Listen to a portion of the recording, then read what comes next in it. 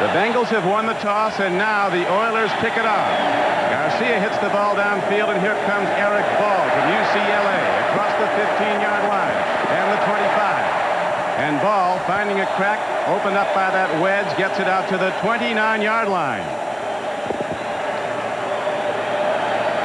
Boomer Esiason, who was the National Football League's most valuable player 2 seasons ago, coming off his poorest year, threw 22 interceptions. But he's been very sharp of late, leading the Bengals to 2 victories the past 2 weeks. As their coach Sam White says, our playoff season really started 2 weeks ago against Houston. We've had to win the last 2 weeks just to get in. A 3-wide receiver set on 1st and 10. Watch Stanford Jennings out of the backfield. They're looking to him. There's the throw to Stanford Jennings at the 35-yard line, and he's out across the 40 to the 42-yard line. Bubba McDowell, strong safety, makes the play, but Jennings, the veteran from Furman, is ahead for a gain of 13 yards. There's one thing the Cincinnati Bengals like to do: look at a defense, come up with a specialized formation, and play. And here's the situation with Stanford Jennings coming out of the backfield, totally uncovered by anyone. It's an easy pickup. Bubba McDowell finally makes the tackle.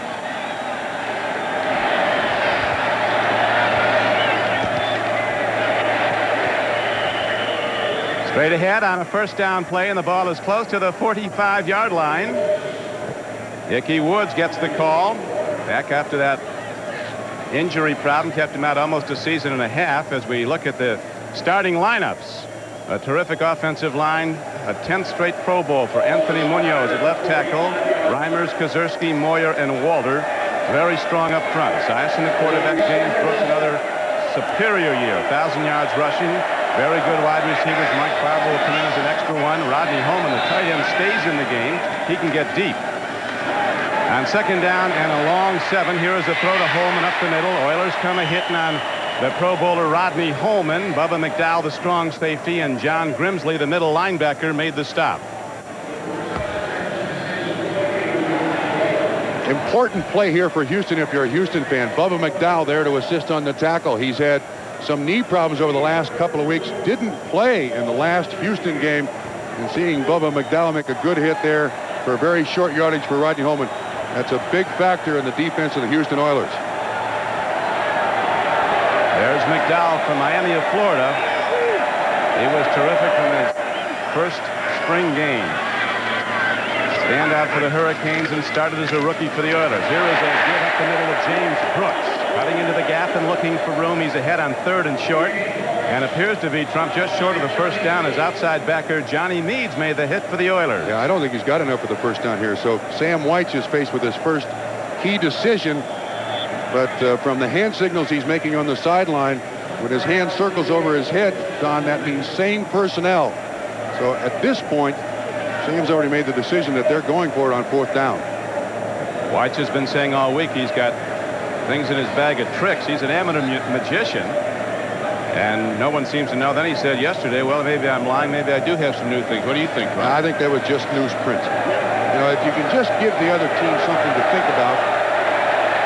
There's the hand signal again. Same personnel, so it's 4th down and inches. The Oilers, in addition to having the #1 offense in the NFL, also have a very good defense. It rates number 11 overall. There's the Jim Eddy, the all-blue outfit, the defensive coordinator. They've reduced their touchdown count allowed from 48 a year ago to 30 this year. They've improved markedly. First big moment of this game comes early, 4th and inches.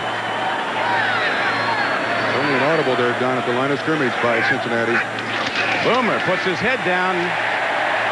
And it looks like he's got it as the linesmen come in to spot the ball at about the 47-yard line of Houston. Early going has been a key factor in this series. Usually the team that gets up first goes on to win. Yeah, Don, I think when you look at the Cincinnati Bengals football team, their offense has to do things like this on 4th and inches. Go for it. If you look at their statistics, they've gone for it on 4th down quite a few times.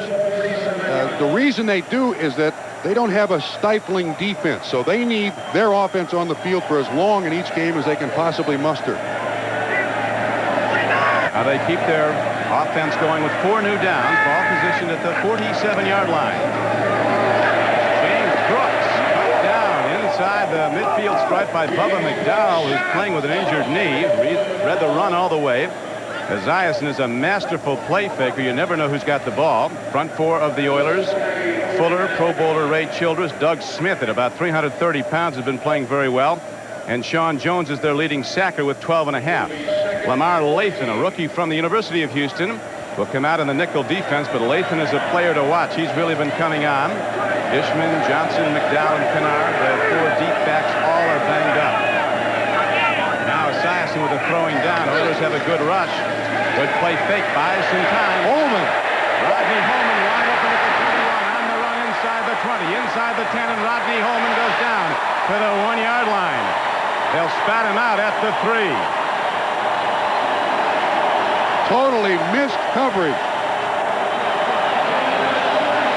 47-yard reception by Rodney Holman, and nobody covered him off the line of scrimmage. Again, that play action faking. I don't think Holman can believe how open he is. I mean, there's nobody within 10 yards of Rodney Holman when he catches that pass. Kennard finally shoves him out of bounds, a 47-yard pickup. The play fake of Esiason really sold the whole thing. Looked like an up-the-middle run, and then Esiason delivers it to Rodney Holman. So now the Bengals challenge early. First down and goal inside the Houston 5-yard line. Brooks down to the 2. James Brooks, who rushed for just over 1,000 yards.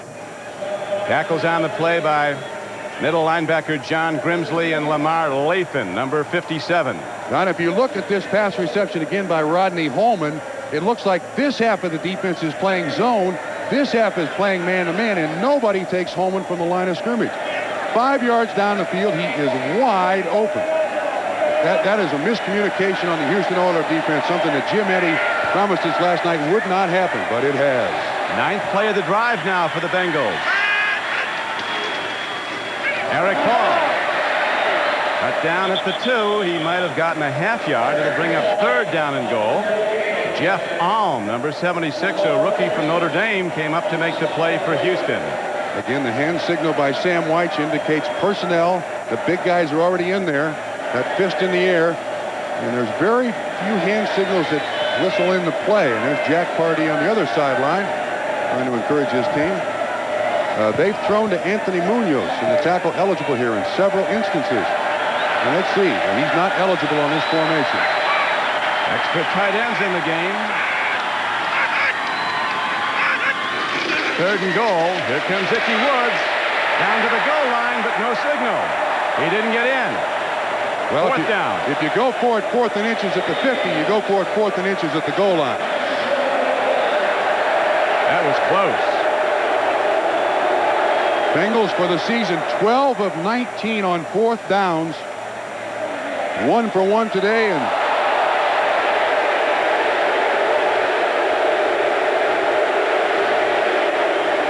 you can see Woods, good block by Eric Ball up front, but this is excellent pursuit. And he does not get that ball over the goal line.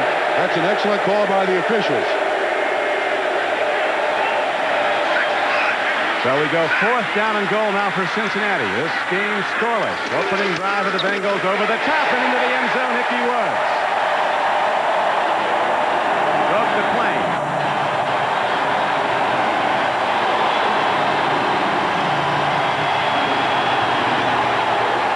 And of course, it's not complete until the shuffle takes place on the sideline.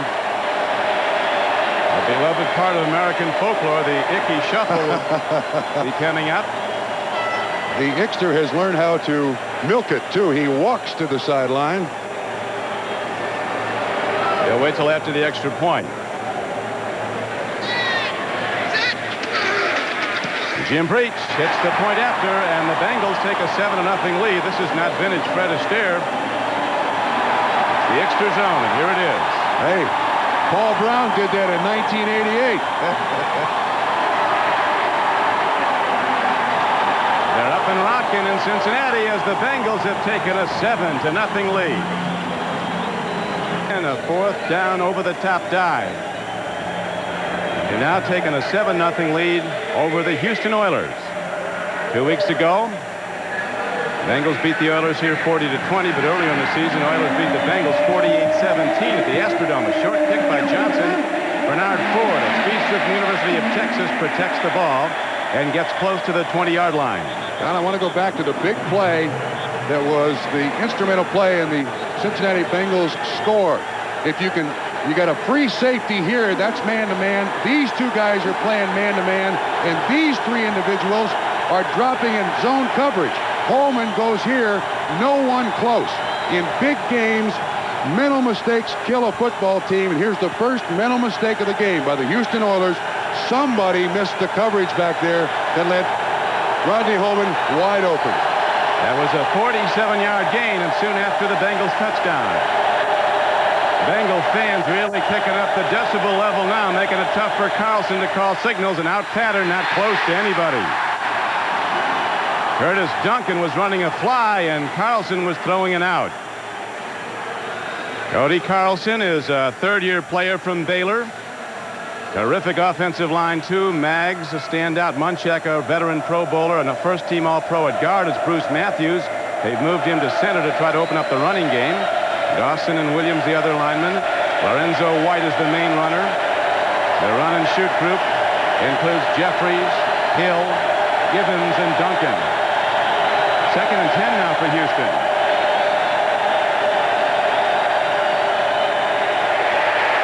Swing pass. Lorenzo White on the run. He's across the 24 and out to the 25-yard line. James Francis, a rookie linebacker from Baylor, made the play for the Bengals. As we look at their defense, a 4-1-6. McClendon, Crumry, Buck, and David Grant has really come out across the front four. Play with one backer, the rookie James Francis, and 6 DBs. Rod Jones, the man who caught Bo Jackson, Carl Carter, Lewis Billups, Eric Thomas, David Fulcher, a 3-time All-Pro, and Barney Bussey, who's been terrific of late. He is the key in this defense. Barney Bussey, number 27. There's Francis as the nickel linebacker. 3rd and 5. Houston should throw. Carlson lost the handle, and it was very nearly intercepted. Ball was tipped. Number 99, Jason Buck, almost was off and running with the ball. Don, one of the characteristics of the run and shoot. One of the characteristics of the run and shoot is a very short drop by the quarterback. The defensive ends are not getting up the field, and that ball just slipped out of Cody Carlson's hands. Actually, that should be a fumble. They're letting it go as a 4th down, but that ball slipped out of his hands before his hand was coming forward. I thought his hand was coming forward. Nonetheless, they're going to punt the ball now with the Oilers. One of the best, Greg Montgomery, a 45-yard-per-kick kicker, gets the ball downfield, but not very well. It does take an Oiler bounce inside the 40, and the Oilers will down it at the Bengal 39-yard line. 36-yard punt. Run and shoot is an offense that likes optimum conditions, and conditions are far less than that today in Cincinnati. Temperature in the mid-30s. Bengals go 1st and 10 to the run. A free ball. Looked like a Bengal got it. And a penalty marker is down. Looked like Esiason recovered that. There's a flag down. But at any rate, the Bengals have the ball in a 7-0 lead with 1st down and 20 coming up. Esiason with a lot of time, and nice strike downfield, almost picked off. Latham, the rookie, he is a man to watch. 6'4", 250 pounds, and he runs 4.5, one of the fastest players on the field. He personally changed that game against the Steelers last Sunday night. Worley fumbled on the first play for Pittsburgh, and that soon after the Oilers were in the end zone. Latham put the hit on Worley. Brown was the intended receiver. Latham with an excellent drop. Began the season with all kinds of injuries, but when Al Smith got hurt, Grimsley went back to the inside. Latham has become a big player for them. Now Esiason changes the play, checking off. They do a lot of that. He probably has as much responsibility and makes as many changes as any QB in the NFL at the line of scrimmage. Underneath, they go to Ickey Woods, but the Oiler backers are there to get him. Johnny Meads, number 91, known for his blitzing, was there to make the tackle. Houston is trying to make a defensive change here, and they get it done. They get the nickel back on, and it looked like Doug Smith got off the field. Hand signal. Now a late substitution by Cincinnati. Barber comes in, number 86, and Woods leaves. And And a little innovation by Cincinnati. Boomer now goes in the shotgun. As you see, it's 3rd down and 16 for the Bengals. Big safety Terry Kennard playing 25 yards back for the Oilers. As Esiason looks deep, dumps it off now, swings it over, and gets Tim McGee for a 1st down. As again, the Bengals find a wide open man in that Oilers secondary. Good for a 19-yard gain on 3rd and 16. Well, there were 2 receivers standing right next to each other. The tight end, Rodney Holman, actually backed off so that Tim McGee could make the catch. Richard Johnson is the closest man in coverage. This is zone. McGee going on the crossing route. That's obviously Cincinnati's choice. There's Holman, 82. That's a 19-yard pickup. Boomer Esiason, 5 of 6, 88 yards, and that's a 3rd down that Houston can't allow to be converted to a 1st down, and they've done it. Well, the Bengals with big passing plays have kept the Oilers back on their heels, and here's Esiason going to the run. Brooks. This time they get him. Sean Jones, the right end, number 96, caught him. James Brooks just took apart the Oiler defense, rushing for a club record 201 yards against them 2 weeks ago here at Riverfront. What a player. James Brooks, 180 pounds, and he uses every ounce of it on every down. The Houston Oilers claim that 200-yard rushing performance by James Brooks, you can't discount it, but they were hurt. Al Smith was playing with a broken thumb and couldn't tackle. Bubba McDowell was out. Jim Eddy told us last night, we're healthier. He won't do that against us today. Here he's trying again now. This time he breaks it as James Brooks is ahead for a 1st down to the 32-yard line. Terry Kennard, the free safety, makes the stop 14 yards downfield. Bengals drive on with another 1st down. This is this power zone blocking that the Cincinnati Bengals have used for the last several years. As you watch all these guys step with the same foot, they almost look like the Radio City Rockettes. And the guards actually lose ground. And they get great blocking position on the linebackers, and Brooks hides behind those big guys for a huge pickup. Now back to live action and back to James Brooks. On 1st down, he's cut down for little or no gain. Number 91, Johnny Meads, got him. Brooks is in his 10th year out of Auburn. 4 times a Pro Bowl player. He gets up holding his hand there. Looks like something might have happened to... We got another dislocated thumb. He's got something wrong with his thumb, too. What is it with dislocated thumbs here? That's absolutely amazing. This might be the most valuable Bengal, James Brooks. This is on his left hand. I can't really see the injury, but the doctors are attending to him. This is a huge loss for Cincinnati.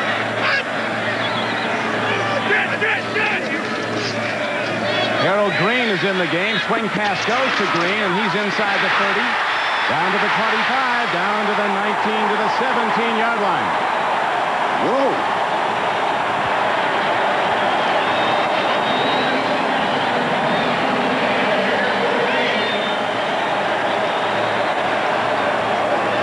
Green, to this point in his rookie season, little used. Early in the year, he had fumble problems. But they liken him to Dwayne Thomas of the Dallas Cowboys, Don. Big kid, great acceleration, good strength. Not much of a ball receiver out of South Carolina, but a good outlet pass there for Boomer. Ooh, totally one-sided. Boomer having one of his best days. 6 of 7 for 101 yards throwing the ball. Looking up top again, another connection, but it's dropped by Green at the 15-yard line. Bring up 2nd down and 10. Actually, this was an easier catch than the last one. Game clock shows 2:29 to play in the 1st quarter. Misting rain falling on and off. Field, for the most part, is not too bad. They had it covered until this morning. Yeah, Harold Green let that ball get to his chin. You got to catch that with your hands anytime you possibly can, and especially when it's wet. Cincinnati's now run 19 plays to Houston's 3, Don. Houston won possession, 3 and out. Had to punt the ball. 7-0 Cincinnati. Bengals looking to put the knockout punch on early. Brooks has gone to the locker room. Rookie Green runs again, and Harold Green takes it inside the 15-yard line and inside the 10. James Brooks was taken to the locker room, Don. We've had no word from the bench what the injury is, but He had a funny-shaped thumb. I don't know what it is with thumbs here late in the season for professional football players. Brooks averaging over 5 yards a rush this season for the Bengals. He was a 1,000-yard rusher, also caught 26 passes. So now a lot falls on the rookie Harold Green, who the Bengals think is going to be terrific. He's big, 6'2", 225 pounds.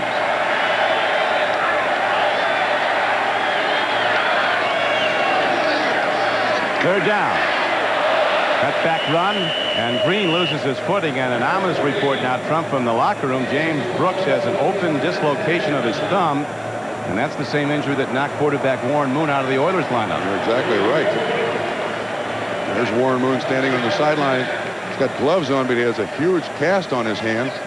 The word is that if the Oilers make it to the conference championship game, he might be available.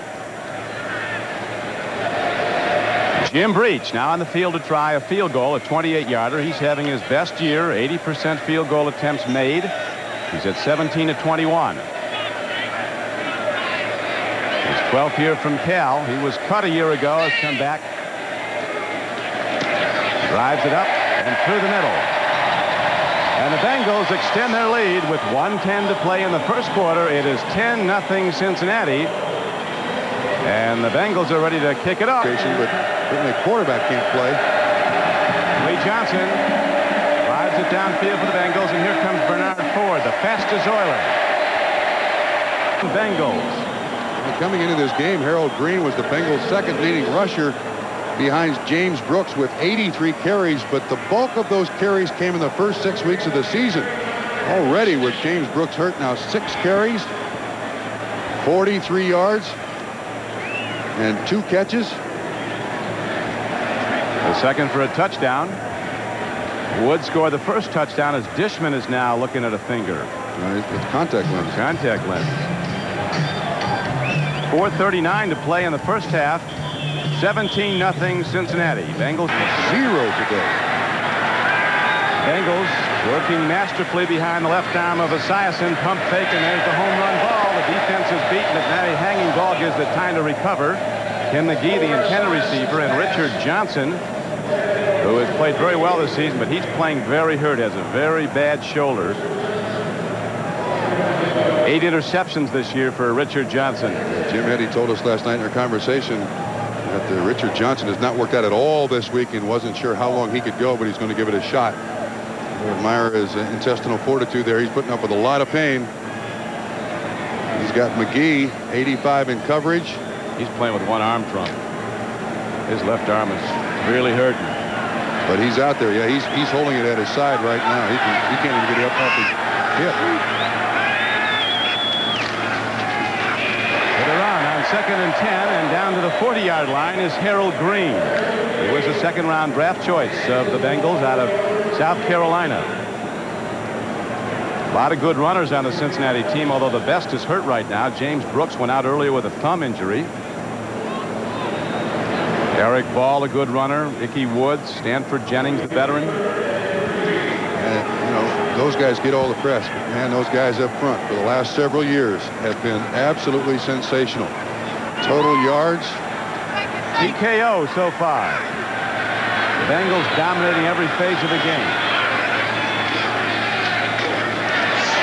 On 3rd and 3, the Bengals keep it low on the ground, and Harold Green piles ahead. He'll be close to a first down. Childress and Meads were on the stop. Again, if you tuned in late, you're wondering why Harold Green is carrying the ball so much for the Cincinnati Bengals. Sam is saying that's a first down. In the first quarter, there is an open dislocation, certainly a popular phrase in the last couple of weeks of the NFL season here, of his left thumb. Taken to the hospital, will not return for the day. Net result, Harold Green has come up big. He's got close to 7-8 carries so far.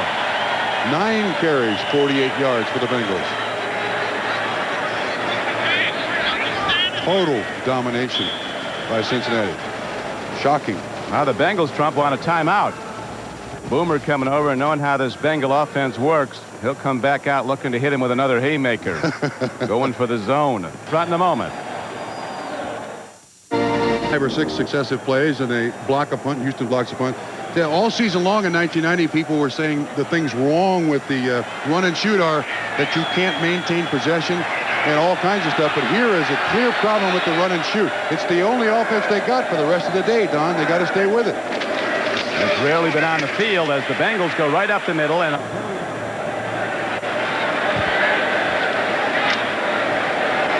holding call, and now it brings up 3rd down and just over 10 as Esiason takes a 7-yard drop. Thought he'd stop that.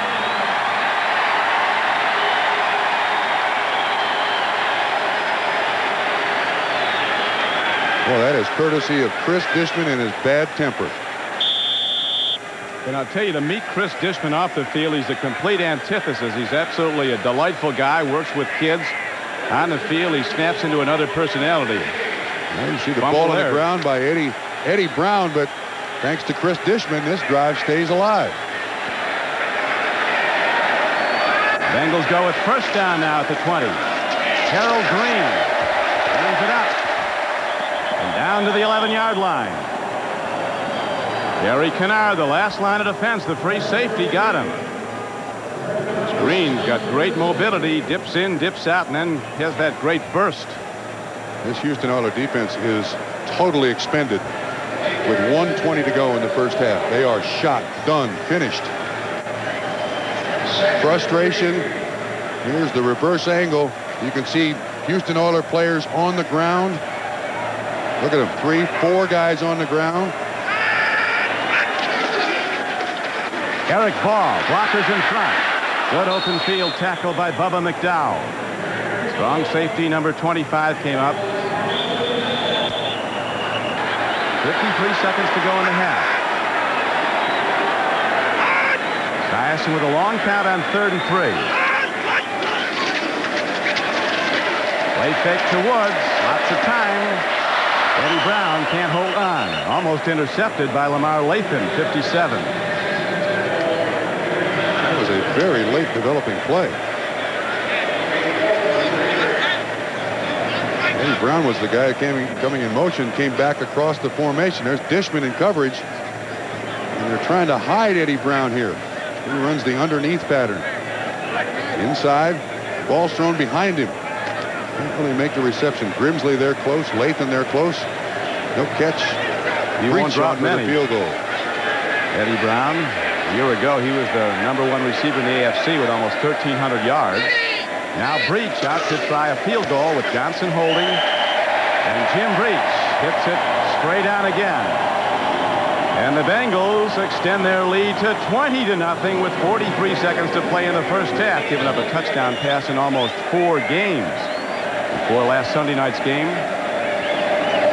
Alan Pinkett and Bernard Ford are back deep now as the Bengals are going for the whole thing. An onside try. Up back, picks it up, a blocker, and gets it to the 45. And Carlson will have 38 seconds to work with. Eric Norgard was the receiver there on the pooch kick.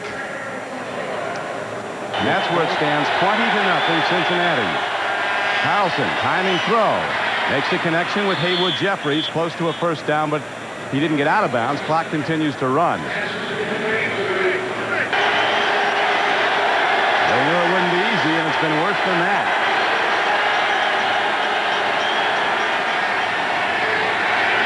Long ball, Carlson into coverage. It's picked off by Barney Bussey, but they really got it out of bounds. Carlson threw one right to Fulcher earlier for a Bengal interception.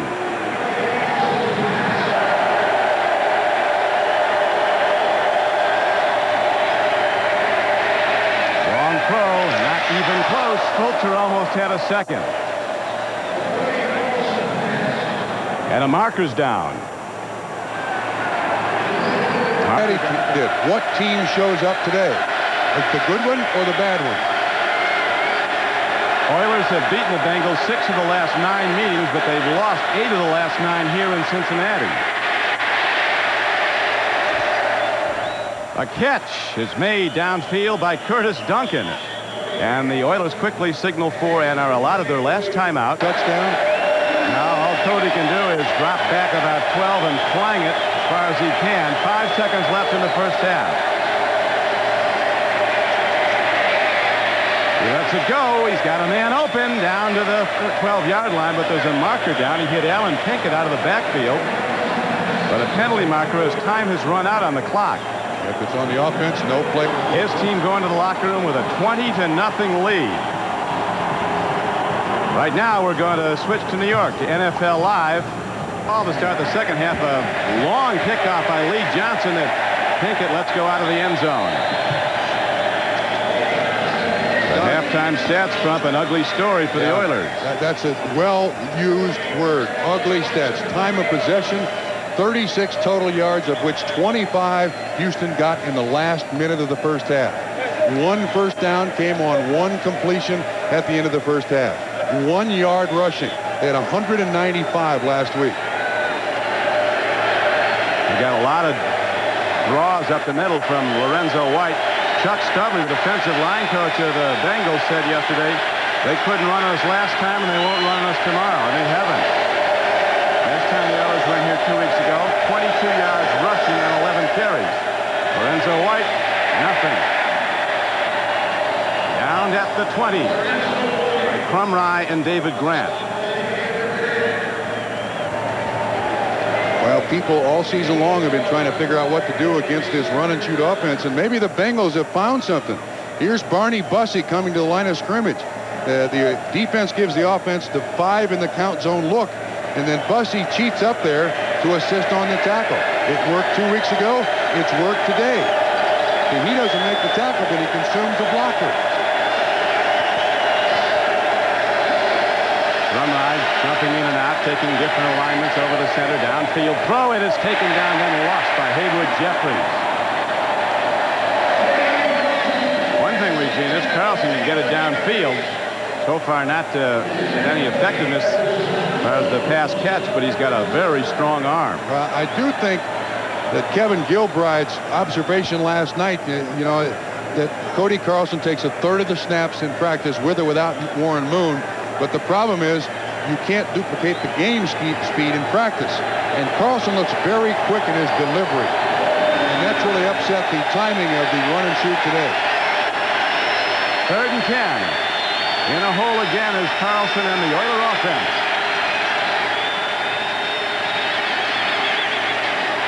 Back down. David Grant gets another. He does deliver a low throw. The Steelers knocked down 3 or 4 of his passes last week. Which is surprising because Carlson is 6'4".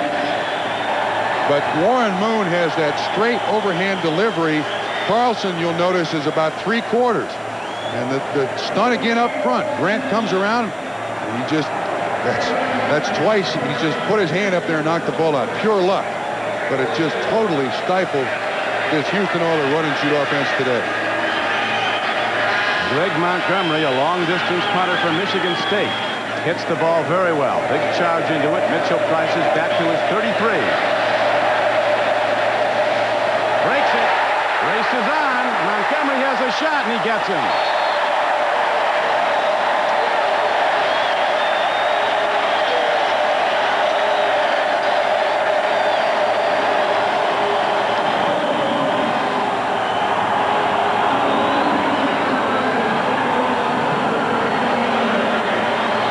This is a 47-yard punt by Montgomery. That's the good news. The bad news is it's a 36-yard return, a net 9. 25 McDowell and the punter able to get him down. So while things went good in the first half, they get even better to start the 3rd quarter as the Bengals start a drive inside the Oilers' 35-yard line. Ickey Woods doesn't get much. Ray Childress and John Grimsley on the stop. Don, I noticed in the first half that Bruce Reimers went out with an ankle injury. He's been replaced at left guard by Paul Giton. The Bengals have a couple of injuries they have to concern themselves with. Reimers an excellent offensive guard. You see, actually Moyers is going to left guard, and Giton, 68, is at right guard. There's Giton there.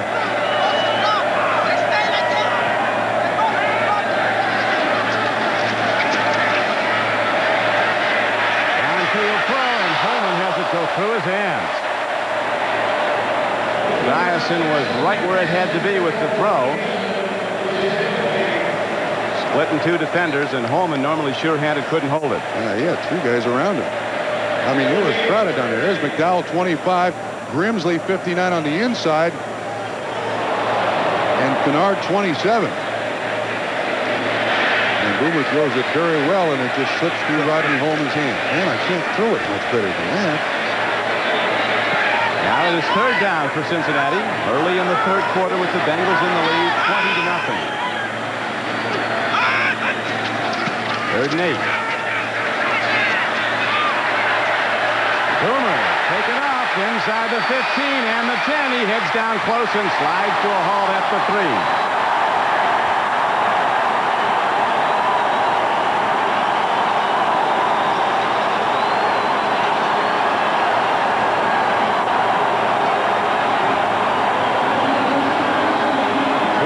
Yard pickup. You see everybody rotate out of there. He gets by Grimsley, 59. Well, this has been awful easy for Cincinnati against a very good Houston Oilers defense, but it just played too much on this particular day. And out there all day have the Oilers defenders. First and goal. Eric Ball. Reeves breaks the tackle, gets to the 3. He got 2. Coach White looks over the probabilities.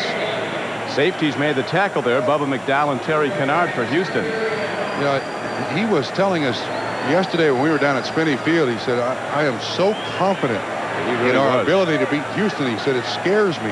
I'm afraid I'm overconfident. Well, what he really liked, as you know, Trump, know him as well as you did, was the play of his defense. The Oilers really have had problems moving the ball at all today. Cincinnati's defense has really come up in the last half of the season. Eric Ball down close. He's in.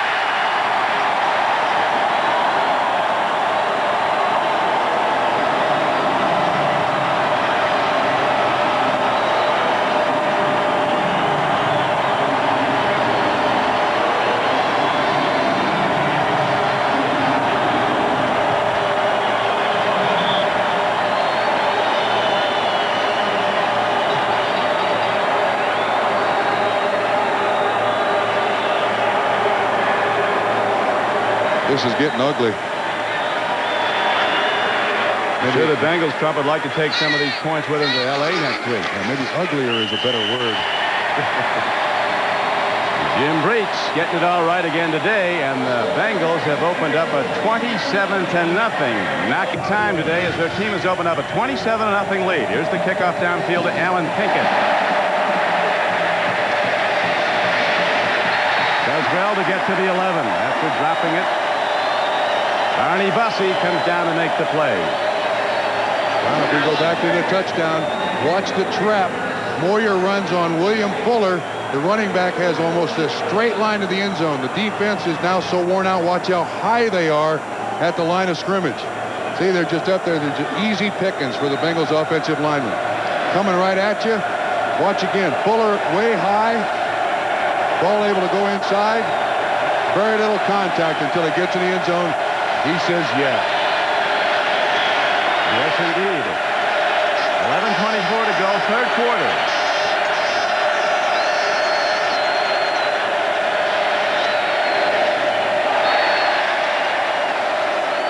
It was intended for Lorenzo White. It was almost hit the center, Bruce Matthews, in the back.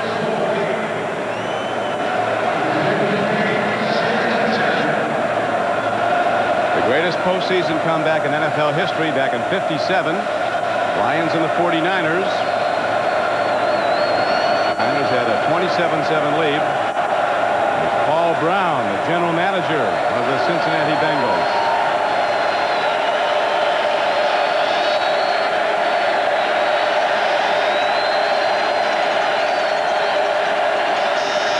Fumble. Bengals, 10-yard line.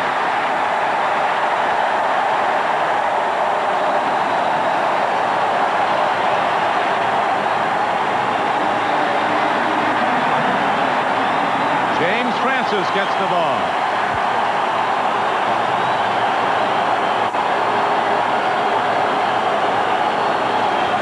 Boy, that victory against Pittsburgh last Sunday night's got to feel like a month ago to the Houston Oilers. They were riding high last week in a game they had to win. This guy did it with a 22 for 29 performance. That ball goes right between his hands. First pass of the day, slipped out of his hands. That one shoots right between his hands. The backup quarterback now that Warren Moon is injured, the backup to Carlson is a rookie from Auburn, Reggie Slack. Boomer rolling out, might take it himself, looks for a block and gets it, and he heads in.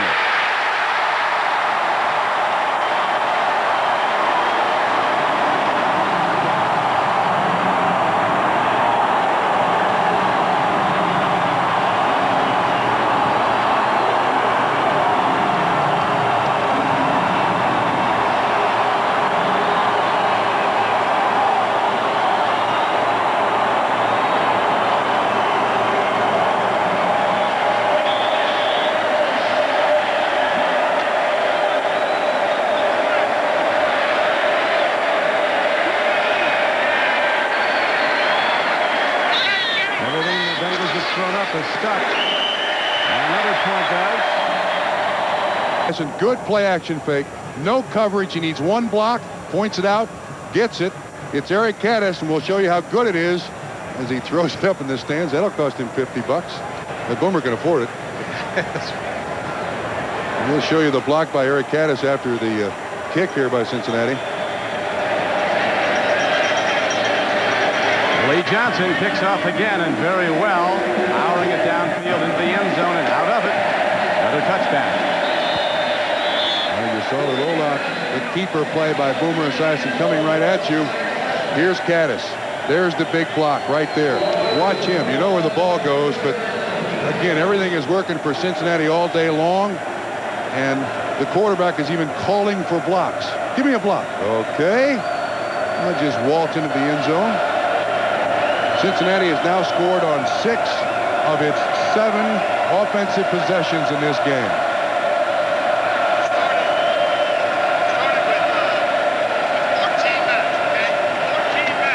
The pictures tell a sad story on the Oilers sideline. They try again. 1st and 10.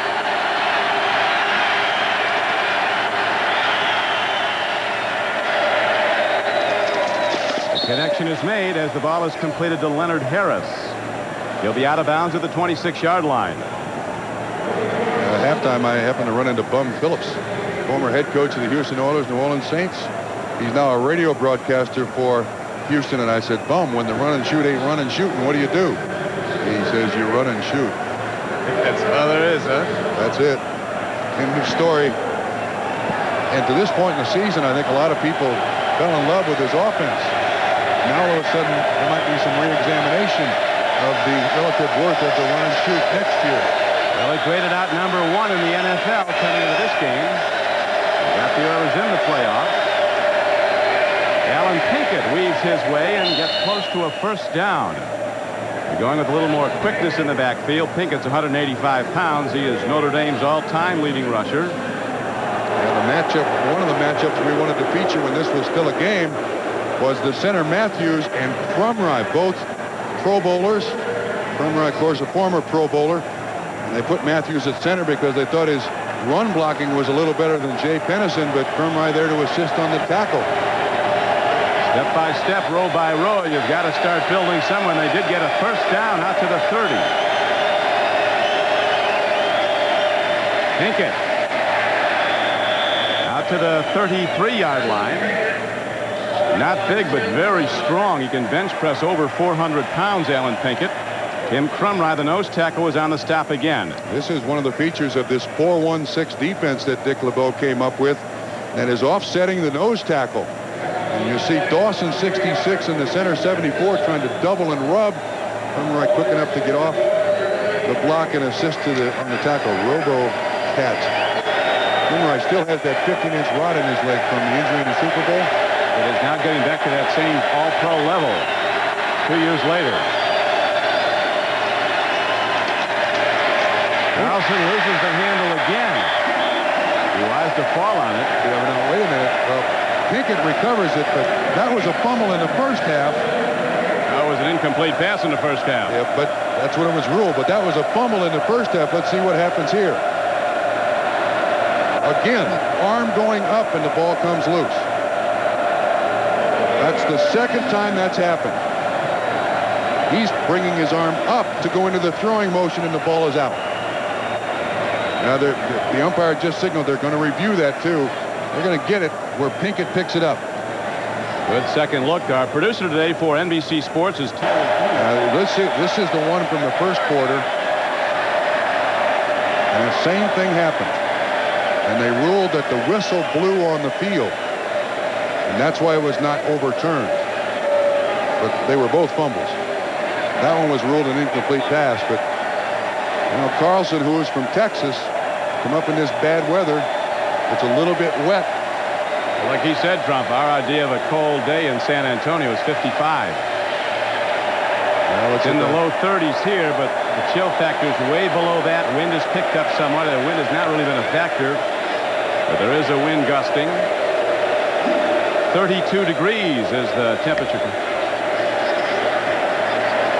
Third down comes up now with 7 to go for the Houston Oilers. They're trying to determine the proper yard line to place the ball. That's the delay. The decision has already been made. And that determination has been made, and now the Oilers go to huddle again. Looks like it's going to be at the 27.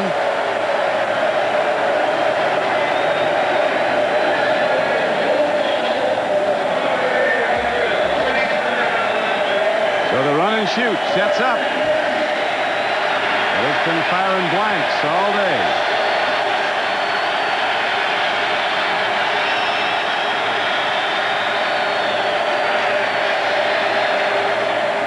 Now a connection over the middle throw, good for a first down. On third down and 14, the ball is advanced out to the 45-yard line. Leonard Harris makes the catch, good for a 17-yard gain. If I'm not mistaken, I think that's the Houston Oilers' longest gain of the day. That 17-yard reception. This is an offense that was over 6,000 yards for the season, scored 405 points. And their longest gain to this point, 17 yards, and they've been shut out.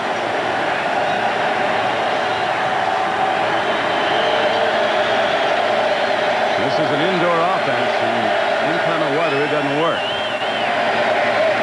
Out pattern, again, go to Leonard Harris, and he's ahead on first down for a gain of almost 10. So Carlson on the last two throws gets a little rhythm going with his receivers. Well, the defense is certainly going to be very, very lax in its coverage. Make sure that no one gets behind you. You play the rest of this game. You look at the offensive coordinator, Kevin Gilbride there with Warren Moon. The defense's philosophy from this point out is we'll give them the 8 to 10 yard completions. They're not going to get anything past us.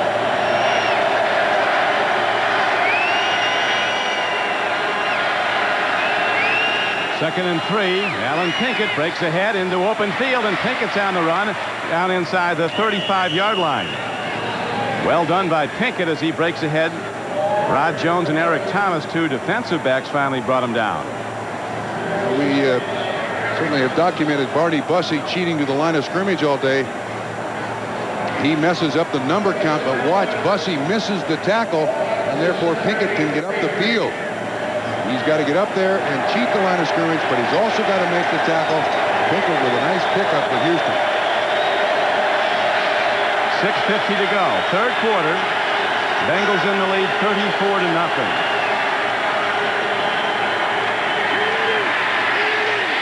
Carlson takes off. He's going to get a first down and then bail out. So the Oilers now down the closest they've been from. Closest they've been. It's the first time across the 50. Absolutely. Look at that, 98 yards total offense today. Last week, Carlson started the game so positively for Houston. Had a couple, 3 quick completions. Today, trouble hanging on to the football.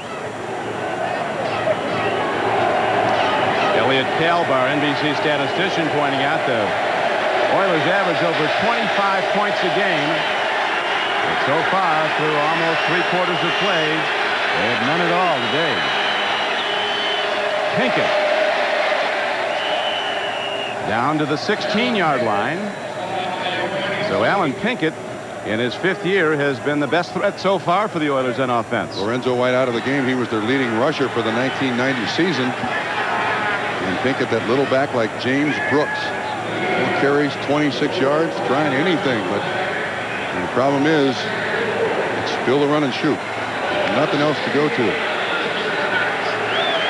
I think the Cincinnati Bengals would be very content to allow Alan Pinkett just to chip the ball down the field here, run it. No big plays. Bengals have to be counting their winnings and thinking about L.A. today. They lost to the Raiders at the Coliseum earlier this season. Nielsen throws, makes the connection, and heading on in is Ernest Gibbons. And the Oilers are on the board. I thought they'd get a big ovation, but that touchdown greeter was a deafening silence. That's Gibbons' 10th touchdown reception of 1990.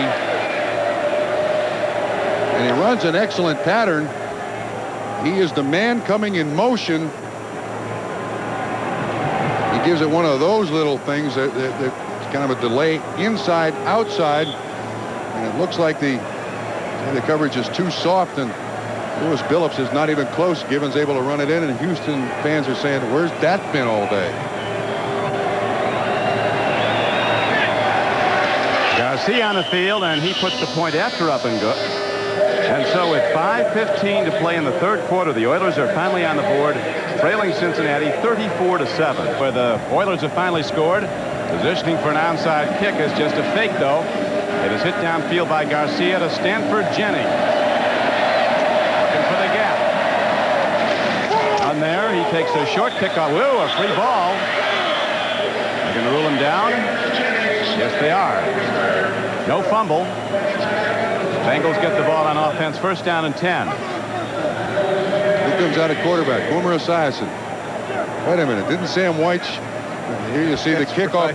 Here you see the kickoff return. It looks like he's down, but 2 weeks ago, an open dislocation of the thumb by Warren Moon. See again, it's Eugene Seal who makes the hit. Saying his knee was down, and Boomer Esiason is still in at quarterback. And for Jennings in at running back, and he gets the carry. Crosses the 25-yard line. Trump early in the season, Boomer was making some guarantees himself. Yeah, this was back in September. Boomer Esiason was very confident with his football team. Of course, they started the season with 3 straight wins against the Jets, San Diego, and New England. And then they lost at Seattle. They had that road trip. I mean, it was like a tour of the West Coast in the NFL. And they play the Raiders next week. If they continue this way, it'll be their 5th trip to the West Coast in one season. Our pattern goes to Eddie Brown on a 2nd down and 9 play. He's ahead for about 8 yards. Sam White's is taking a chance. I mean, you see Eddie Brown's route here. Patrick Allen is the man in coverage, and it's a very high percentage pass, just a hitch. And Sam White saw Warren Moon hurt 2 weeks ago when the game was out of reach. And frankly, without Boomer Esiason at quarterback, this team has no chance.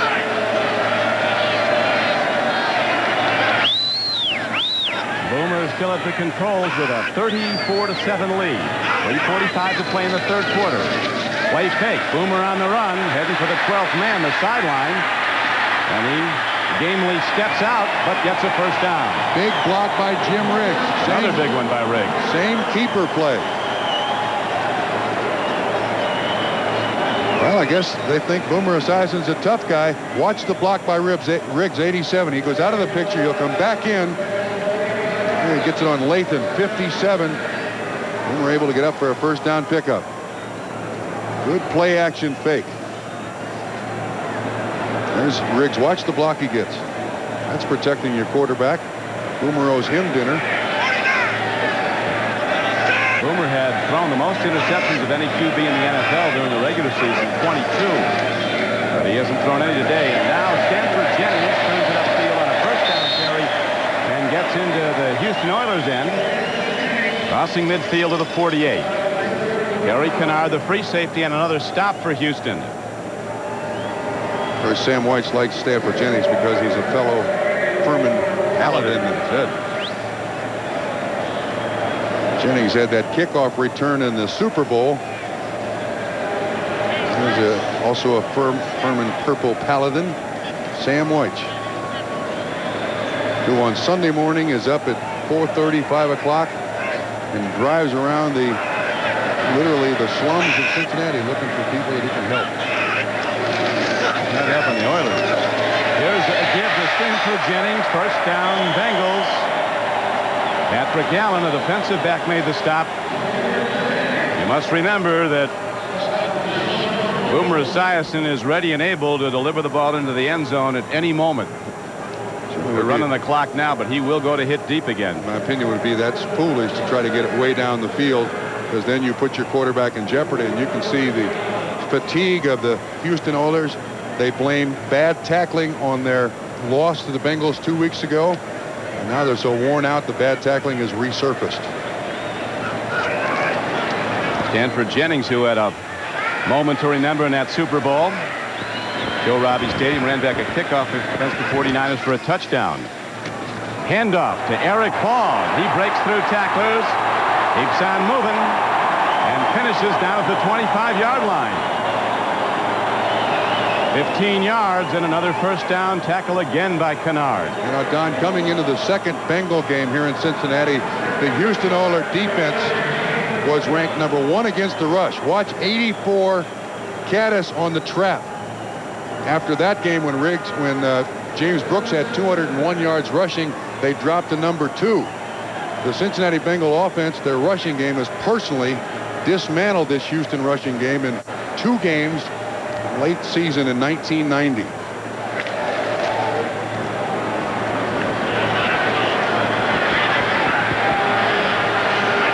.50 seconds to go in the third quarter.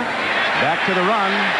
Ball at 215 pounds with those elusive moves to go with it. And he takes it down close to the 15-yard line where he had to go for the first down. He'll be a yard short. Eric Caddis again. He comes on the tight end trap. Hits Sean Jones. You couldn't have talked me into doing that. No, sir. Absolutely not. That is not on my contract, and that is not negotiable. The tight ends don't pull and trap on defensive ends. That's a big 84 that kid wears. I was not interested in doing that. Your old number, which they didn't retire. No, this was. Third quarter runs out. And the Bengals win that one 14-7 as they command the game 34-7. A winner at Veterans Stadium in Philadelphia 20-6, an upset winner. And then Miami held on to beat Kansas City at Joe Robbie Stadium. Divisional play. Bengals will go out west to play the Raiders at Los Angeles if this score holds up. Eric Ball reverses his field and takes it down to the 10-yard line. Don, that is the 58th offensive play that the Cincinnati Bengals have run in this football game. The first snap into the fourth quarter. The most plays the Oilers defensive plays have faced this year, 68. I mean, you need balance when you win in the NFL. Offense to defense, run to pass, and look at the imbalance there today. 29 plays offensively for Houston to 58 for Cincinnati. You said earlier, Trump, you wonder about the wisdom of keeping an all-important player like Esiason on the field with a big lead. There's a throw and a touchdown. Eric Caddis.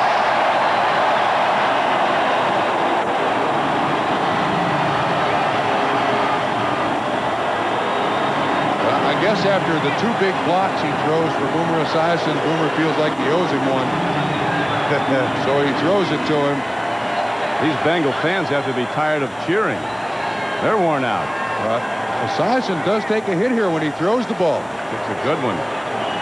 Looks like Glenn Montgomery was the guy who hit him, but Caddis runs the out-in route. Nobody there. Now will we see Wilhelm? Well, your quarterback's in additional jeopardy when you got a team as in ill humor as the Oilers are right now. Losing 40-7.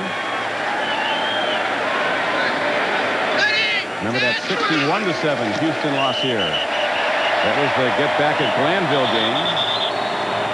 Whoops, pushing and shoving. 9 plays, 75 yards.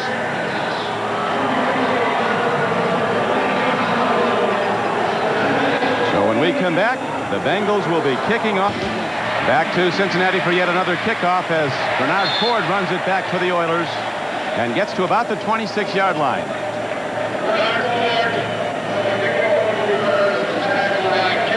So I guess, Trump, you just keep running and shooting as best you can if you're the Houston Oilers. It's you said it earlier, they're firing blanks. Oilers last 4 trips to Riverfront. 44 to 21 and 88, 61 to 7 and 89, 40 to 20 2 weeks ago, 41 to 7 today. Next year when Val Pinchback and the schedule makers put the thing together, they won't come. That's amazing. They're throwing that one in. These two teams are not that far apart. Well, they beat the Bengals, did the Oilers 48-17 this season at the Astrodome. Cody Carlson takes it himself. Heads for the sidelines. Billups closes in, and Carlson's down at the 34.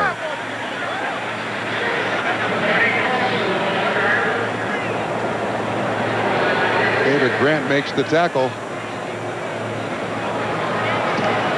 We were talking about the run and shoot not being a good weather offense, and everybody agrees with that.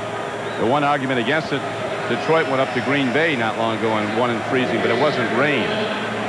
Well, I just think you're not a run and shoot man. No, not I know really. Bill Walsh isn't. Not really. We saw Warren Moon against the Kansas City Chiefs just tear up the Chiefs. Carlson here showing his guts by sticking his head in there and picking up about 9 yards.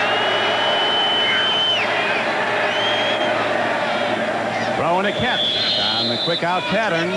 Turning out is Ernest Givens, who caught the touchdown pass.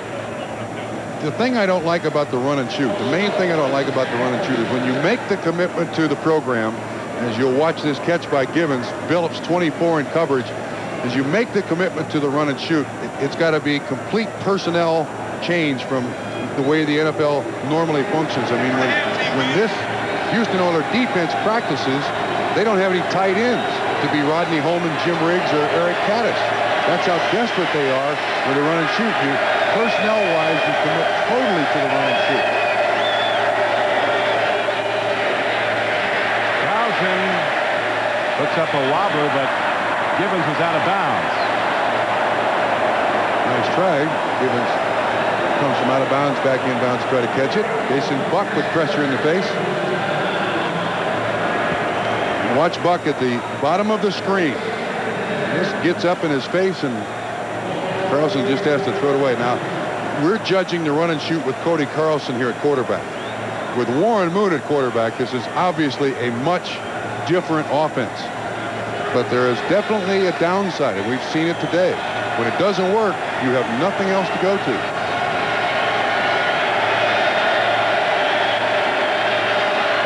Second down, Oilers need 10. Givens.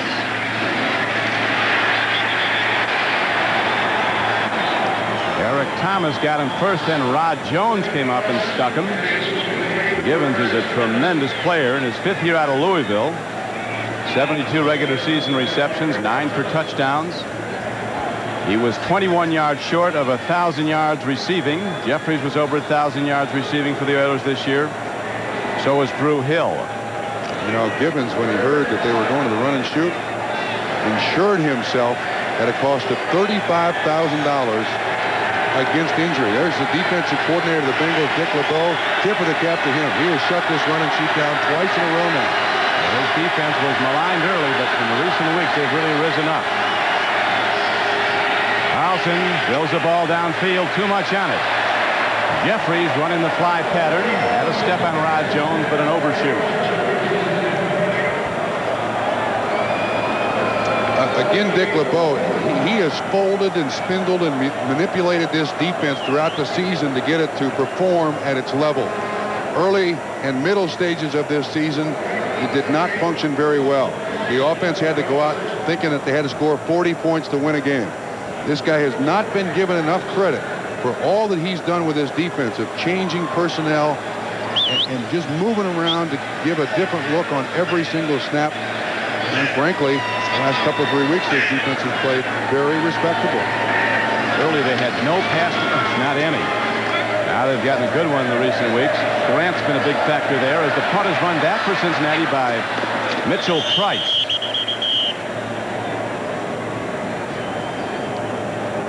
41-7 is the count, Cincinnati. Rick is a second-year player from Oregon State. Has thrown just 19 passes this year and hit 12 of them. No touchdowns, no interceptions. Not a moment too soon for Bengal fans as Eric Wilhelm in there. The game now is run the ball. Or is it? Eric's going to put it right up. Yo, almost came back at him. Bubba McDowell, the strong safety in coverage, had a play on the ball. Had he gotten it, he'd have gone in. I'm not sure they'll throw it again. During the last break, the Cincinnati fans started cheering, "Beat L.A." Won't be easy. This is a simple out pattern run by the receiver, and Eric is just a little bit late getting it out there. Eric Ball, the intended receiver. McDowell almost comes up with the interception, and you're right, he'd have returned it for a touchdown. On 2nd and 10, Stanford Jennings runs the ball.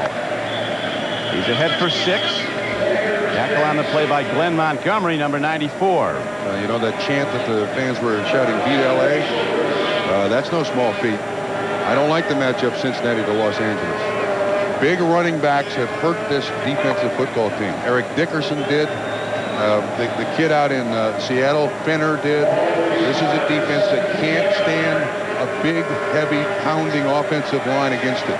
They can trick and move and game and all the rest of that stuff, but when they stand shoulder to shoulder as Kazurski comes out, the starting center, well, they got Reimers on the sideline. From Holy Cross, who's had a terrific year. Bruce Kazurski hurting at the moment as Wilhelm sprints out. Skips in an incomplete pass on 3rd down, and the Bengals have to punt it with 10:04 to play in the game. You talk about a big line and big backs. The Raiders have that. What a great year they've had. Out of the playoffs 5 years, now 12-4 and a divisional champion. There's Bruce Kazurski. It looks like they're looking at his elbow. With Bruce Reimers on the sideline for the second half. There's Reimers right there. He's on crutches. That's Brian Blado standing next to him. He's out for the season with a neck injury. Don't know the extent of Reimers' injury. Punt downfield, and Gerald McNeil fair catches the ball for Houston at the 49-yard line. It is interesting. In 1981, the Bengals started off 2-0, went to the Super Bowl. In 88, they were 2-0, went to the Super Bowl, and they were 2-0 this year. Oilers have the ball on a big hole to try to dig out of. They're down 41-7 with 9:57 to play. Carlson throws. Connections made with Leonard Harris, an inside receiver, 5'8", from Texas Tech. How about that? In the playoffs. That's part of all 3 of those games. Talking about the Bengals off to those 2-0 starts. The only 3 times they've been off to the 2-0 starts in their history. 81 when they went to the Super Bowl. 88 when they went in this year. When it looked like they weren't going to make the playoffs, but really came on late in the season to do that. Barney Bussey makes the tackle on Alan Pinkett. The Bengals' playoff history. Lost to the 49ers on the drive at Joe Robbie Stadium. Lost to the Jets in '82. That was when Forrest Gregg was the head coach. Yeah, the first 3 were under Paul Brown, and we lost in all 3 seasons to the eventual Super Bowl champion. 70 to the Colts, 72 to the Dolphins, and 75 to the Raiders. Yes. Running with the ball and very well is Ernest Givens. Best is yet to come. Usually when Ernest catches the ball, he might be as good as anybody in the league after the catch.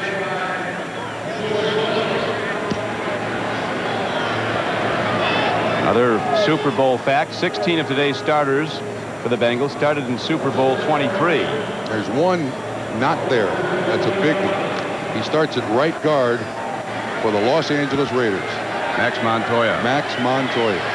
Left as a Plan B free agent. Did. Big loss. An even bigger loss right now because they had 2 offensive linemen go down today. We don't know if they'll be back next week. Carlson a bit low on his throw attempt to Givens.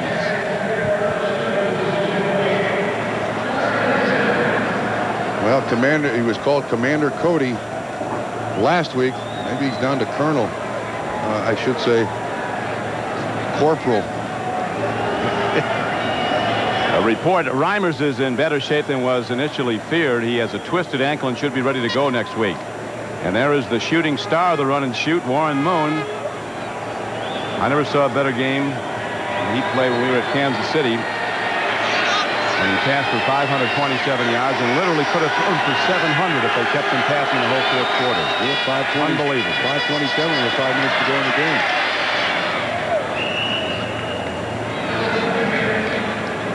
Pinkett takes it down to the 5-yard line, a 15-yard run. That's a little trap they run. Houston runs it. Watch the center. He's got Crumry on him. Takes him that way. Good double team. Pinkett pops right up in there. Now that those defenses pretty much taking the rest of this game off, and they got to be careful they don't get hurt. Hitting each other. Yeah, you saw Fulcher get hammered there. Got to play hard or you get hurt. First down and goal for the Houston Oilers with 7:05 to play.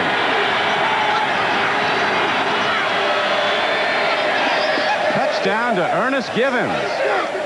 So Carlson to Givens works twice for Houston on the payoff end. And it's a 41-13 game. Ernest having a big day if no one else on the Oilers is. Irrelevant points in this football game, though. They just couldn't get it done when they needed to, and the mindset of the game was totally controlled by the Bengals in the first half. Givens is the inside receiver there. No coverage on him. Carlson rolls to it, makes the completion, but irrelevant points. And the irony is, if this game were at the Astrodome, the score would probably be the same, only reversed. That's how dominant the home team has been in this rivalry. It'll be 12 of the last 13 times that the Oilers and the Bengals have played that the home team has won. 18 points, but they're long out of this game, trailing 41-14. Teddy Garcia ready to kick it off. Hits it hard, but low. And Eddie Brown looking to run it back. Eddie wisely steps out. Yeah, the Bengals had their hands team on there expecting the onside kick, but I guess Jack Pardee says, let's try to get out of here with no more injuries than we've gotten. Are you a sports illiterate? That wasn't directed at you, Trump. That's a rhetorical question. I hope.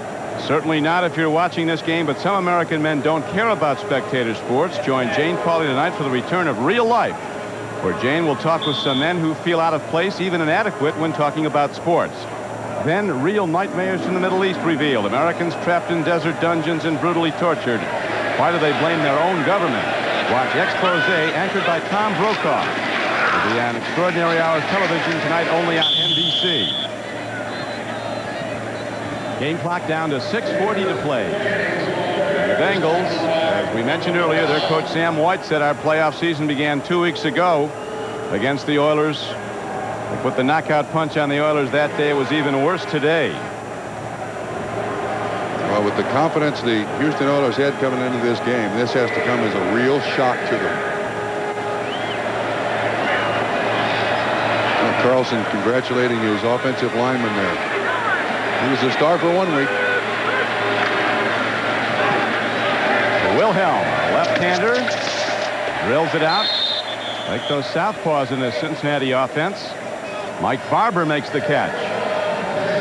And really, as you've mentioned, Trump, you have to really compliment the job the Cincinnati coaching staff did. Jim Anderson, Dana Bible, Marv Braden, this is all in alphabetical order. Bill Johnson, Dick LeBeau, their coordinator, Jim McNally, Dick Seltzer, Mike Stock, Chuck Studley, and Kim Wood. They had them ready. Yeah, the defense on this team is the part that's made the major change. And it's not that they've gotten somebody back that's been helping. The defensive surprise of the team have been two people, I think. James Francis, the linebacker, and Barney Bussey have played extremely well for the Cincinnati Bengals latter stages of the season. And this is not a big, tough defense.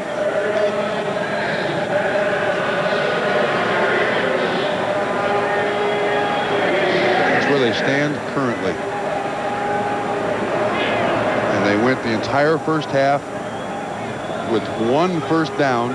So they've gotten 10 in the second half, and the game's totally out of reach. Yards rushing. Last week they had 195. This week 64. Bengals were the fastest franchise expansion team ever to make it to the playoffs. Trumpy was part of that team that in its 3rd year went to the American Football League playoffs. Actually went to the NFL playoffs. Yeah, it was. Merger. We played the Baltimore Colts in Baltimore. 1, the field was totally dirt and green. And 2, I made sure I got in Johnny Unitas's way when he ran on the field. That's how young and inexperienced I was. I couldn't care less about the outcome of the game when it was 17-0. I made sure that I got in Johnny Unitas's way when he came on the field. I wanted to bump shoulders with Johnny Unitas. Just so he'd know you were there. Just try to kick dirt on those high tops, you know. Tight end doesn't very often get a shot at a quarterback. No, but the game was over, so I had one thing left to do. Get in Johnny Unitas's way. Wilhelm downfield throw, and Caddis has it and loses it. That might be a live ball. They're going to rule it incomplete. But he might have had it and lost it on the hit. It was a hellacious hit put on by linebacker Al Smith, 54. Boy, it knocked the wind out of Caddis, too. Wilhelm late with this throw. Caddis goes up for it. Kennard, 27, makes the hit. No, second foot did not come down. Incomplete pass. Kennard got him first, then Al Smith, a big 245-pound linebacker, busted the ball loose. Incomplete, and the Bengals will punt it with 4:18 to go in the game. He's going to be looked at. The umpire signaling he's going to be back and able to play. By heaven, I know that this week he started running and strength training on the ailing knee. He's been throwing for about 10 days. McNeil back for the Oilers. I'm quite sure it's a decision that hasn't been made yet. Reich has been sharp when he had to be in that win over Miami. Bills just showed up in their final game with nothing to gain at Washington. This telecast is presented at Angeles Coliseum. Almost a pickoff here by James Francis, number 50. Interesting thing that Cincinnati now must consider with the inclement weather here this time of the year. Do they go someplace? He only completed Cody passes in Wyoming. Do they go someplace to work out in preparation for the Raiders, or do you stay in Cincinnati? Now, see, they've made 5 trips to the West Coast to play teams. When they played Seattle on a Monday night, they went to Los Angeles. Actually, they worked out in Seattle and stayed out there on the West Coast to play the Rams the next week and won that game. Lost to Seattle and beat the Rams. So a lot of decisions have to be made in short order here about this trip to the West Coast. Carlson throws, and he's almost picked off by Lewis Billups. It really is a different world they'll be playing in next Sunday at Los Angeles, where warm and sunny. They'll be playing on a grass field. It's 30 degrees today here in Cincinnati. Artificial turf. It's wet. I think the Chiefs really might have set the standard. They went down to Vero Beach, worked out all week, getting ready for the Dolphins, and almost won it. Yeah, a lot of teams have gone to Vero Beach. Cleveland went to Vero Beach several years ago, but the Rams facility is certainly available. They're not in the playoffs, so you could move into the Rams facility in Anaheim, and you know, they've got the same videotape equipment. They could just take their tapes out, and the Bengals could move in.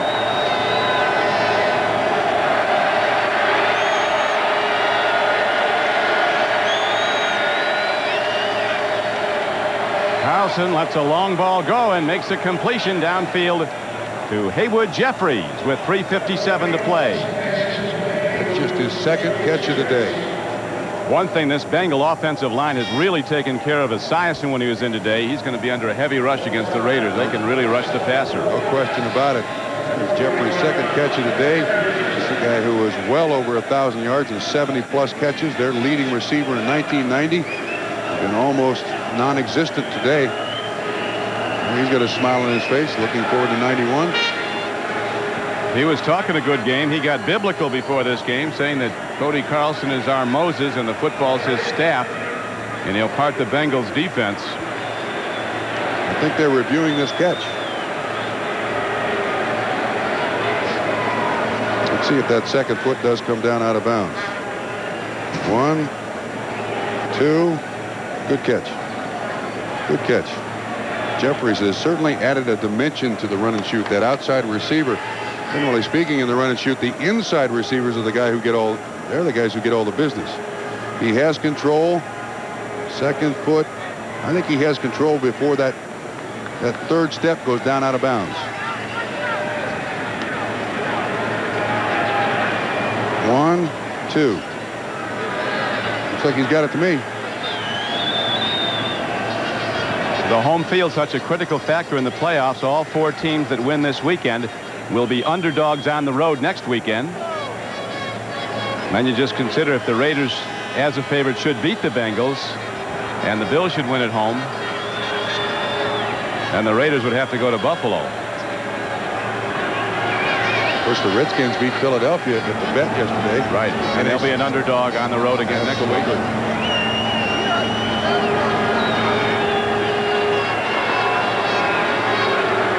He's released tomorrow from Marion Prison over in Illinois. You know Pete Rose well, Trump. Who? Apparently his home's for sale in Cincinnati. He's going to move to Florida. My understanding, the home was already sold. And he's also selling his house in Plant City, and they'd like to settle. He and his family would like to settle in Boca Raton, Florida. But he has to spend 3 months, I believe, in a halfway house here in Cincinnati before he can even contemplate moving to Florida. And yes, he is still an icon here in Cincinnati.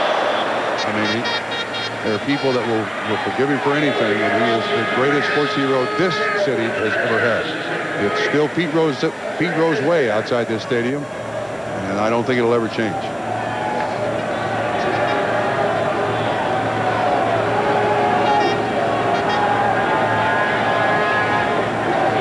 Here's the recap.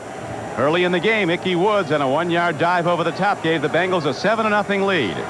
Soon after, Jim Breach kicked a 28-yard field goal, and the Bengals were rolling, only to pile on more when Esiason with a great play fake through to Harold Green. And then Breach kicked another field goal. Eric Ball with a 3-yard touchdown run in the third quarter. And then Boomer Esiason ran one in himself. And it has since been extended to a 41-14 lead. As the Oilers now, in what has become garbage time, get the ball up the middle of the field and down to the 49-yard line. Not done with the scoring yet. There's more. Wait, there's more. Carlson to Gibbons, 16-yard touchdown pass, and the Oilers were finally on the board. Esiason to Cattis, a 10-yard touchdown pass. You thought that was in thanks for those good blocks he threw for Boomer. Well, when you make the tight end trap, you got to throw him a touchdown pass. You have to.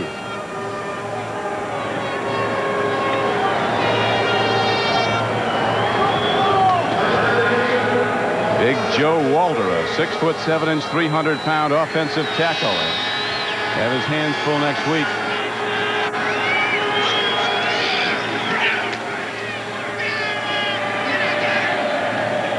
Here's an out pattern to Leonard Harris.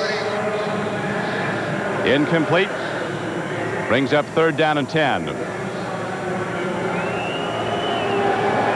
Post-game show coming up with Bob, Will, and Bill, and O.J. and Todd, who are all here. Todd and O.J. are.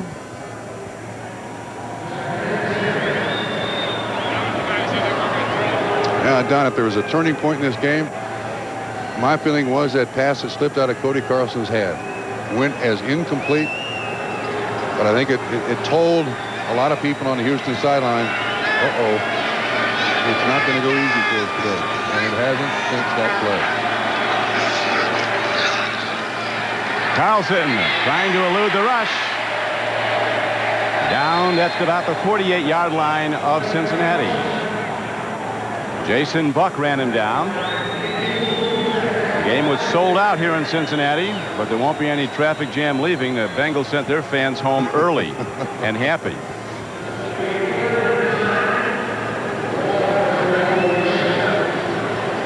There's a few left. Actually, the Ohio River was about 2 feet away from closing this place down. Yeah, it was pretty tough about 5 or 6 days ago. As a matter of fact, they closed some riverfront restaurants. There's Eric Caddis on the sideline. Big blocking day and a big reception day for Eric Caddis. Actually, everything worked for Cincinnati. The only negative, the injuries to James Brooks and Bruce Reiner.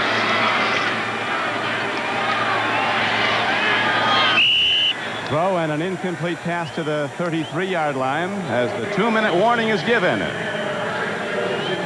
So the concluding moments of the game are now set for next weekend. On Saturday, the Miami Dolphins will be playing the Buffalo Bills at Orchard Park, New York. And on Sunday, the Cincinnati Bengals, a 41-14 leader over Houston today, will be going against the Raiders at the Coliseum. Yeah, they'll certainly take 40 rushes for 193 yards, which is what the Bengals have produced today.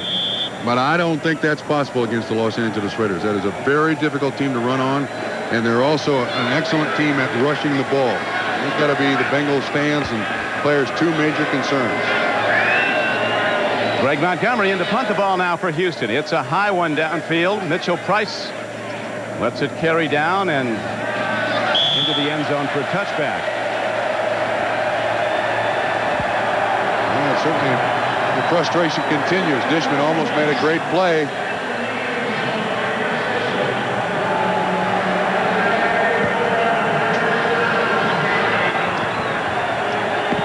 The executive producer of NBC Sports is Terry O'Neill. The coordinating producer of NBC's football is John Ferratzis. Today's game was produced by Terry Ewert. Directed by Andy Rosenberg. Videotape producer Glenn Adamo. Associate director John Gilmartin. Production associates Ed Fibishoff and Bill Matthews. Technical manager Bill Parinello. Production manager Ralph McFarland. Technical director Mitch Geller, and we thank them all. As the Bengals, who've not been to the playoffs since 1988, when they took it all the way to the Super Bowl, are ready to make the next leg, a trip to Los Angeles. I guarantee you that the question will still remain here in Cincinnati. Which team shows up next week? The team that played today or the team that played against the Raiders several weeks ago in Los Angeles? And the Bengals have not, they just weren't able to put together a long winning streak. They had 3 to start the season, but then they've now ended to this point with 3 wins. One over Houston, one over Cleveland, and then today they've just not been consistent throughout the season. Of course, the Bengals with a 1,000-yard rusher, James Brooks, a truly great player. He undergoes surgery tonight on an injured thumb. They're hoping he can play.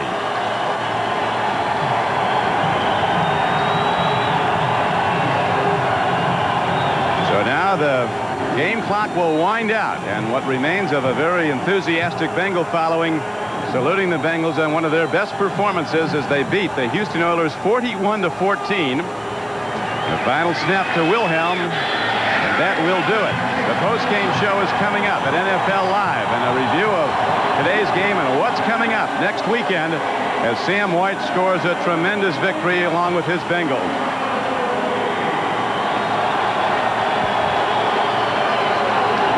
Final score, the Cincinnati Bengals 14, the Cincinnati Bengals 41, the Houston Oilers 14. The Bengals with a 20-0 halftime lead, and they extended it in the second half. With Bob Crumpy, this is Don Criqui. We'll be coming back to Cincinnati in a moment.